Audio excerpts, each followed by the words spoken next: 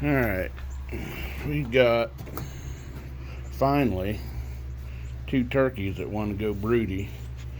And they've been sitting on eggs for about a week now. That's my tame girl right there, Sweet Bluegrass. She's got about 15 or 16 eggs underneath of her right now. But I'll take you down and show you the other one. Be right back. Alright, now we're back down here in the old garage. There's just a few of the last little bit of chickens I got hatched out. But let's see if she's in here.